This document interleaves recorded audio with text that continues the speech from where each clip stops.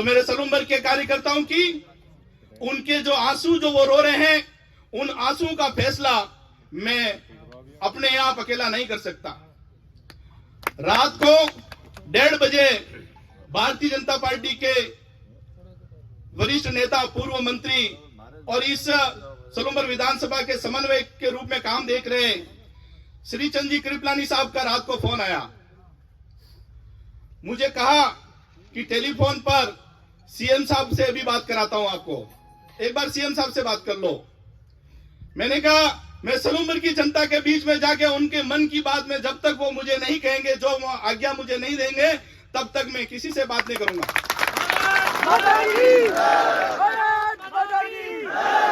आला कमान ने जो निर्णय लेने था वो आला कमान ले चुका है।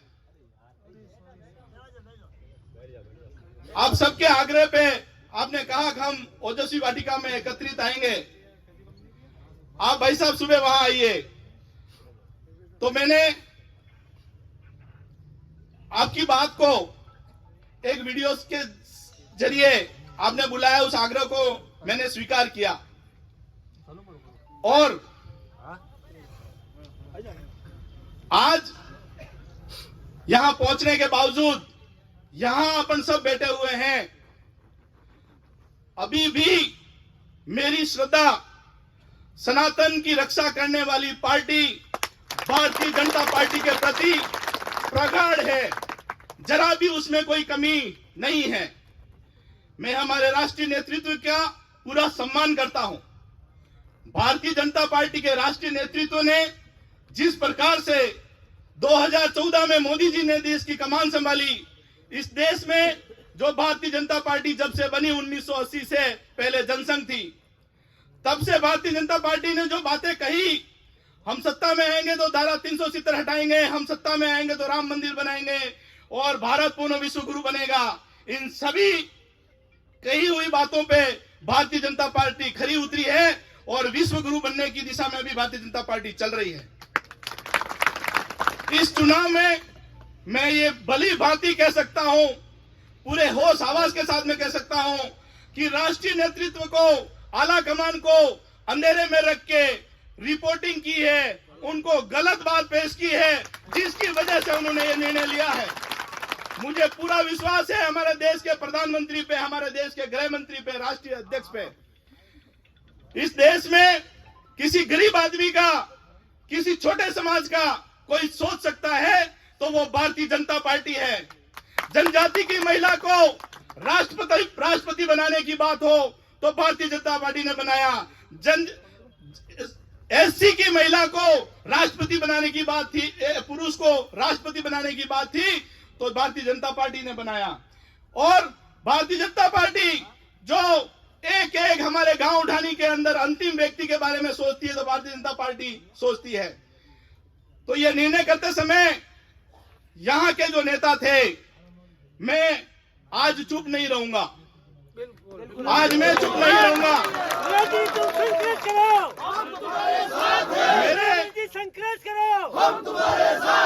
मेरे समाज के जनप्रतिनिधि जो उदयपुर जिले के हैं, उन्होंने देखा ये लड़का जो 45 साल की उम्र का है, ना तो ये एमएलए बना है ना एमपी बना है, पर इतनी जनता इससे प्रेम क्यों करती है? और इस प्रेम के साथ में अगर ये एमएलए और एमपी बन जाएगा तो कहीं न कहीं हमारे रास्ते का रोड़ा बनेगा। इस कारण से उन्होंने पूर्वाग्रह के चलते मेरे लिए गलत रिपोर्ट की है। मैं आज भी आला कमान से यह प्रार्थना करता हूं, मुझे सलूम्बर की जनता का दर्द, सलूम्बर में जिस तरह से अराष्ट्रीय शक्तियां सक्रिय है, जिस तरह से दूसरी पार्टियां जो देश को तोड़ने वाली सक्रिय हैं, उन पार्टियों का अगर वो पार्टियां मजबूत होगी तो मेरे सलूम्बर की ये जो जनता है, स्वर्ण समाज, ओबीसी समाज और जनजाति समाज की सारे समाज जो मेरे भोले भाले सही लोग हैं, उनके लिए स्वतंत्र और आजादी से जीने के लिए वो स्वतंत्र नहीं रहेंगे आने वाले समय में, मुझे ऐसा लगता है। इसके लिए ऐसे लोगों के हाथ में यहाँ की नेतृत्व में जाने नहीं देना चाहता हूं। इस वजह से मैं भारतीय जनता पार्टी से एक बार पुनर्विचार करने के लिए जरूर आग्रह करूंगा। एक बार आप पुनर्विचार करें। आपने जो यह निर्णय किया है, आप एक बार पूरे प्रशासन से, भारतीय जनता पार्टी की सरकार है, आपका पूरा प्रशासन है, वह प्रशासन से पता करिए कि पब्लिक किसको चाहती थी, पब्लिक के जुबान पे किसका नाम था, कार्यकर्ता किसको चाहते थे। हमारी पार्टी मजबूत बहुत हो गई है। तो निर्णय करने वालों ने निर्णय कर दिया और करवाने वालों ने गुमराह करके करवा दिया। परंतु कहीं न कहीं हम लोगों ने इस पार्टी को इतना मजबूत कर दिया है, तो वो निर्णय करते समय सोचते हैं कि कमल का फूल जिसको भी देंगे जीत जाएगा। हम कमल को फूल को जिताने के लिए हम दिन रात खून पसीना बहाते हैं या नहीं बहाते, आप बताओ। हमारे खून पसीने से ये पार्टी मजबूत हुई है, हमारे कार्यकर्ताओं के खून पसीने से पार्टी मजबूत हुई है। तो कार्यकर्ताओं की भावनाओं का अनदेखी नहीं होनी चाहिए, नहीं होनी चाहिए, नहीं होनी चाहिए। तो यहां पे आके मैं आपको कहता हूं कि मैं सलूम्बर का, मैंने अपने आप को सलूम्बर की जनता के लिए समर्पित कर दिया है। ये सलूम्बर की जनता मेरे को बोलेगी कि यहां बैठ जा, मैं यहां बैठ जाऊंगा। सलूम्बर की जनता बोलेगी कुएं में कूद जा, तो मैं कुएं में कूद जाऊंगा। मैं सलूम्बर की जनता की जो कहेगी वो करूंगा। ये मैं आपके बीच में विश्वास दिलाने आया हूं।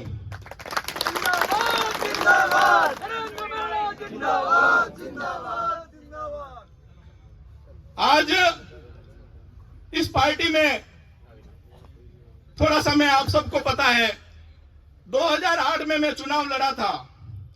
उस समय में 27 साल की उम्र थी मेरी, बहुत युवा था। और उस समय की बीजेपी अटल जी आडवाणी जी वाली बीजेपी थी। चुनाव परिणाम मेरे पक्ष में नहीं रहे, तो चुनाव परिणाम पक्ष में नहीं रहे तो मैं घर पे जाके कभी चुपचाप बैठा नहीं। मैंने सलूम्बर की जनता के लिए जहां भी मुझे टेलीफोन आया, मुझे बुलाया, मैं वहां जाके उपस्थित रहा। और आज इस दुनिया में अमृत जी नहीं है। अमृत जी और अर्जुन लाल जी मीणा, क्योंकि मेरे को जब टिकट मिला था उस समय सिटिंग विधायक सलूम्बर के तो थे अर्जुन लाल जी मीणा, और अमृत लाल जी सरारा से चुनाव हारे हुए पार्टी के प्रत्याशी थे। और 8 के चुनाव का टिकट मुझे मिला। 13 के चुनाव के लिए अमृत जी, मैं और अर्जुन लाल जी प्रमुख रूप से हम वहां पे टिकट की दावेदारी करते थे। टिकट अमृत जी को मिला, मैंने उनका साथ दिया। 2018 में मैं जिले का महामंत्री था। हमारे सारे मंडल अध्यक्ष मेरे साथ में थे, सारे कार्यकर्ता मेरे साथ में थे। परंतु पार्टी ने टिकट अमृत जी मीणा को दिया, मैंने उनका साथ दिया। 2023 में आप सबने देखा होगा कि कई लोग दावेदारी करने वाले, उन्होंने अपने रंग दिखाए थे, परंतु संगठन के निर्णय को सर्वमान्य, सर्वोपरि मानते हुए मैंने अमृत जी मीणा को उनका साथ दिया। और जिस दिन नामांकन किया था, उस दिन नामांकन रैली सलूम्बर में निकाली थी। तो उस नामांकन रैली के रथ पे अमृत जी मीणा के साथ में मुझे खड़ा किया था। मुझे इसलिए खड़ा किया कि यह जनता में युवाओं की और जनता का प्रिय चेहरा है, लोग इसको चाहते थे, परंतु टिकट पार्टी ने नहीं दिया। वोट लेने के लिए इसको साथ में खड़ा रखना पड़ेगा। मैं 1 मिनट के लिए मान सकता हूं उस दिन गरज थी, पर जब रिजल्ट आ गया और 7 दिन बाद में विजय जुलूस निकाला इस सलूम्बर में। विजय जुलूस के दिन अमृत जी रथ पे थे, मैं रास्ते में पैदल चल रहा था, कुछ चंद कदम ही चला था। अमृत जी की नजर पड़ी मेरे ऊपर, तो अमृत जी ने किसी कार्यकर्ता को बोल के मेरे को रथ के ऊपर बुलाया। उस दिन तो उनकी गरज नहीं थी, परंतु उनको पता था कि मैं आज इस रथ पे हूं तो इस नरेंद्र मीणा की वजह से हूं। उन्होंने एक जगह नहीं, कई जगह कहा। जिस दिन घोषणा हुई थी, मैंने अमृत जी को बधाई दी, तो अमृत जी प्रसाद में थे। अमृत जी ने मुझे बोला कि भाई साहब कोई बात नहीं, अब निर्णय आला के मान ने कर दिया है परंतु आने वाला समय आपका है, मेरा तो ये अंतिम समय है। आज अमृत जी हमारे इस दुनिया में नहीं है। आप सभी कार्यकर्ता हम अमृत जी को रग रग से जानते हैं। अमृत जी आज जीवित हो और अगर यहाँ पे बैठा दिए जाए और उनको पूछे, स्वर्ग से बुलाएं उनको और यहाँ बिठा के पूछें कि अमृत जी आप बताओ कि आपके बाद में आपने कभी सोचा था कि आपके बाद में सलूम्बर का नेता कौन हो सकता है, तो अमृत जी के मुंह से कौन सा नाम निकलेगा? आप बताओ। अमृत जी के मुंह से कौन सा नाम निकलेगा? तो पार्टी दूसरा नाम क्यों निकाल रही है? अभी तो हमारा मुंह चुप है। पार्टी आला कमान विचार ठीक से एक बार पुनः निवेदन करते हैं कि स्थितियों को सही से जान लें, परख लें। और अभी यहाँ जो वक्ता बोल रहे हैं, मेरे सामने बड़े सभी समाज के बेरुसुन जी, गड्ढा जी, केव जी, खेम जी, कालू भाई पटेल, धनराज जी पटेल साहब, दिनेश जी, करण सिंह जी, कालू जी, भाई साहब करण सिंह जी, महेंद्र सिंह जी, निर्भय सिंह जी, सभी आप सभी कार्यकर्ताओं को मैं जानता हूं। किसी को नाम से मान लो नहीं जानता हूं, उसको शक्ल से जानता हूं, क्योंकि आपके बीच में मैं 16 साल से रगड़ा रहा हूं, 16 साल से निरंतर रगड़ा रहा हूं। चुनाव लड़ने के बाद में आपके बीच में आया, उससे पहले मैं कार्यकर्ता तो 25 सालों से हूं। 45 साल की उम्र है, 25 साल मुझे पार्टी में काम करते हो गया। पार्टी मुझे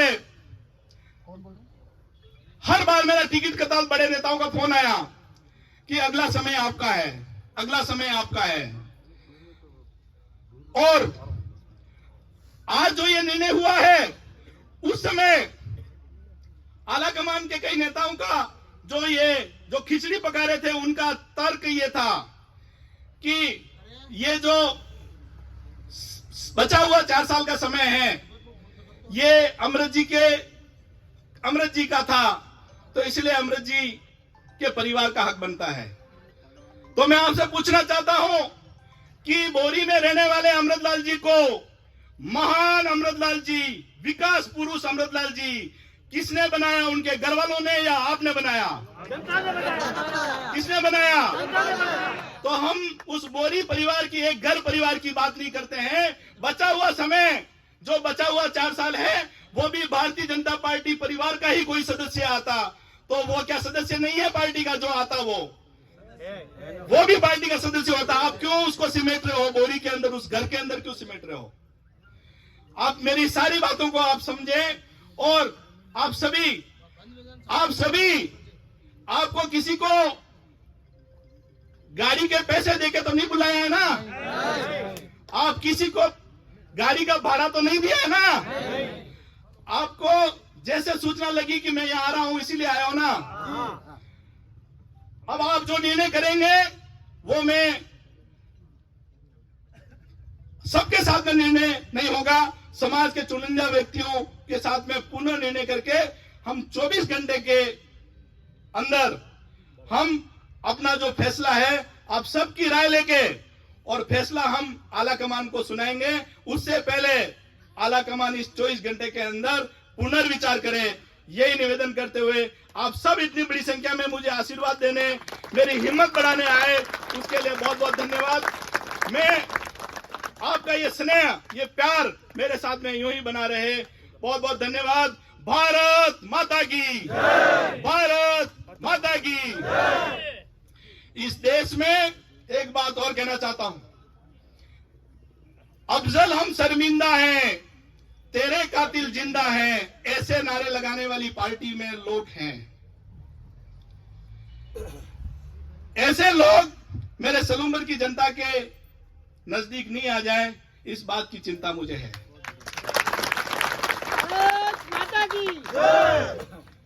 और कुछ लोग मेरे समाज की जो पार्टी बना के चल रहे हैं, उनके साथ में जो लोग नाच रहे हैं, उनको मैं लाइक नहीं करता हूं, नहीं करता हूं और नहीं करता हूं। आपके समझ में आई बात? और इतने गुमराह हैं मेरे समाज के भाई, मेरे उनके साथ नाच रहे हैं। और हमारा भाई नठारा के एक नहीं, सराड़ा का दूसरा, 3, 4, 5 लोगों की हत्या है, धर्म विशेष के लोगों ने ही की है, और उनके साथ तुम नाच रहे हो। मेरी नजर में तुम्हारा नाचना बेकार है और तुम्हारा ये नाचते हमारे लोगों के नजदीक में नहीं आने दूंगा। ये मेरा प्रण है। जो भी पार्टी संगठन और आप जो निर्णय करेंगे मैं आपके साथ हूं। धन्यवाद। जय हिंद। भारत माता की।